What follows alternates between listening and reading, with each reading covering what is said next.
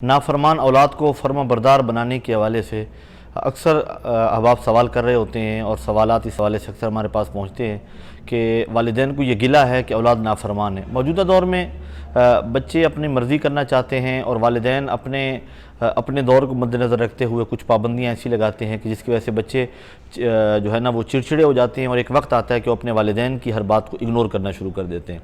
तो सबसे पहला मशवरा वालिदैन के लिए ये है कि अपने औलाद को फ्रैंकली समझाएं, उनके दोस्त बन जाएं और दोस्त बन के आप उनकी हर प्रॉब्लम को सुनें और फिर उसके मुमकिन 1, 2, 3 हल उन्हें जो है ना बताएं।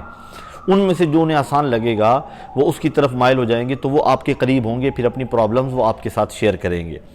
और अगर ये सारी चीज़ें करने के बाद भी आपको लगता है कि आपका बेटा, आपकी बेटी, आपकी औलाद आपकी नाफरमान है और आपकी बात को अहमियत नहीं दे रहे, तो उस सूरत में एक अमल मैं आपको अर्ज़ कर रहा हूँ। यकीनन मैंने जितने लोगों को बताया है जो है ना उनकी तरफ से जो जवाब आया वो वाकई तसल्ली बख्श था और लोगों ने दुआएं दी बहुत ज़्यादा। आप भी अगर ये अमल करेंगे तो इंशाअल्लाह आप भी हमारे लिए हाथ उठाकर दुआ करेंगे, हमारे लिए, हमारे दुरूशी रंग यूट्यूब चैनल की तमाम टीम के लिए।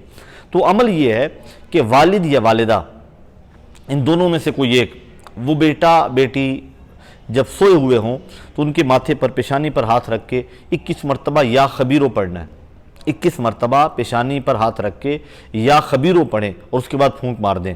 ये अमल आप मुसलसल करते रहें। ये आप शुरू करेंगे, इंशाअल्लाह कुछ दिनों में आपको महसूस होगा कि आपका बेटा, आपकी बेटी, आपकी औलाद आपकी फर्माबरदार हो रही है, वो आपकी हर बात सुन रहे हैं, आपकी तरफ मुतवज्जे हो रहे हैं। तो इंशाअल्लाह ये अमल करें, इसकी बरकत से अल्लाह तबारक व तआला फजल फरमाएगा। और जब आपके मसाइल हल हो जाएँ, आपकी औलाद फर्माबरदार हो जाए, जब आप हाथ उठाएँ तो हमारे लिए ज़रूर दुआ कीजिएगा। हमारे